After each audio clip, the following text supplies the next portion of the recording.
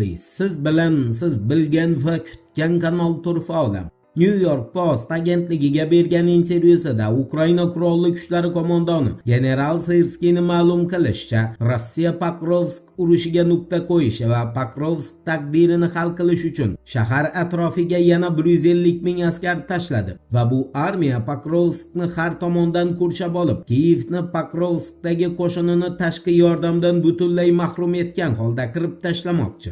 General Sirskiyni ta'kidlashicha, Ukrainada ko'p o'tmay Pokrovskni topshirishdan o'zga chora qolmaydi. Negaki qurshovdagi mudofaa qo'shinini saqlab qolish uchun ham bosh shtab Sirskiyga ko'ra taslim bo'lishga buyruq berishga majbur.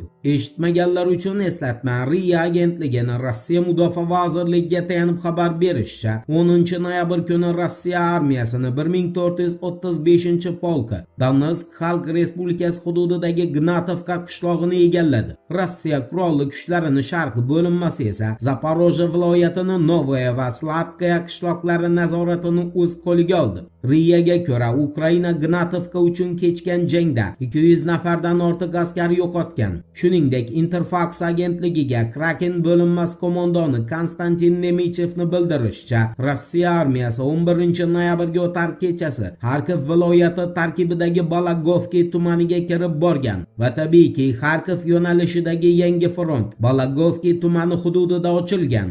Endi Rossiya va Shimoliy Koreya o'rtasida qurilishi boshlangan avtomobillar qatnovi uchun maxsus ko'prik bilan bog'liq axborotga o'tamiz. E'tiborli bo'ling. Newsweek agentligining xabar berishicha, Rossiya va Shimoliy Koreya o'rtasida, aniqrog'i, Tumanaya daryosi ustidan umumiy uzunligi 5 kilometrni tashkil qiladigan ko'prik qurilishi boshlandi va hozircha ko'prikni Rossiya 110 metr uzunlikda qurishga muvaffaq bo'ldi. Newsweek agentligiga ko'ra, Rossiya G'arb razvedkasi uchun juda katta qiyinchilik tug'dirish kutilayotgan ko'prikni o'ziga qarashli qismini yakunlash arafasida va endi uni Pxenyan o'z tomonidan bog'lash kerak xolos. Newsweek agentligining Shimoliy Koreya bo'yicha ekspert Frederik Shporga tayanib ma'lum qilishicha, bu ko'prik qurilishi yakunlangandan keyin G'arb razvedkasi undan qanday mahsulotlar olib o'tilayotganini aniqlay olmaydi. To'g'rirog'i, Moskva va Pxenyanning o'zaro savdo va boshqa aloqalarni kuzatish imkoniyatini yo'qotadi.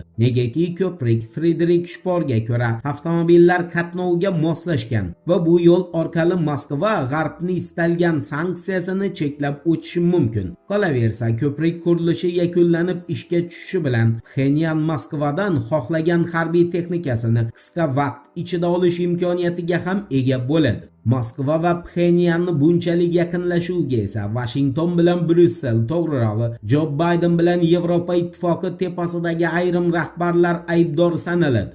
Endi Qo'shma Shtatlar iqtisodiyotini Ukraina urushi sababli haqiqatdan foydaga kirgani bilan bog'liq xabarga yuzlanamiz. Diqqat bilan eshiting. Bidenning Rossiyaga qochib kelgan yordamchisi Tara Reidni NTV telekanaliga bergan intervyusida tasdiqlashicha, Donald Trump ham ayni paytda Bidenning yo'lidan bormoqda. Ammo u Ukrainaga qurollarni to'g'ridan-to'g'ri Washingtonning nomidan emas, balki Bryussel nomidan berish strategiyasini ishlab chiqdi. Tara Reidga ko'ra, Trump Ukrainaga qurol sotgan holda Amerika Qo'shma Shtatlari iqtisodiyotini ko'tarmoqda. Bu fakt. Va Oq uy endi urushni moliyalashtiruvchi davlatdan frontni harbiy texnika bilan ta'minlaydigan davlatga aylandi. Tara Reidning yakuniy xulosasiga ko'ra, Ukraina hududidagi urush qancha uzoq vaqt davom etsa, bu Qo'shma Shtatlarga shuncha ko'p foyda keltiradi. Negaki Yevropa davlatlari Kiyevga yordam dasturi doirasida Qo'shma Shtatlardan qurol sotib olish uchun Washingtonga hali ishlab chiqarilmagan harbiy texnikalar uchun oldindan to'lov qilmoqda. Bu esa minglab bosh ish o'rinlarini yaratadi. Qarabsizki,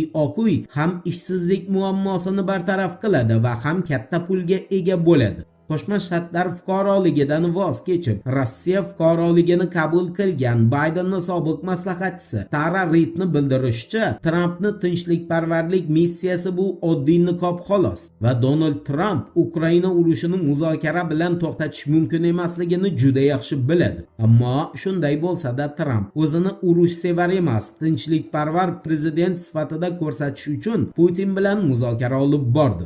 Aslida esa Trump davlatni faqat biznesmenlarcha fikr bilan boshqarmoqda. Voqealar rivojini birgalikda kuzatamiz. Turfa bilan qoling. Siz kutgan kerakli ma'lumotlar hali oldinda.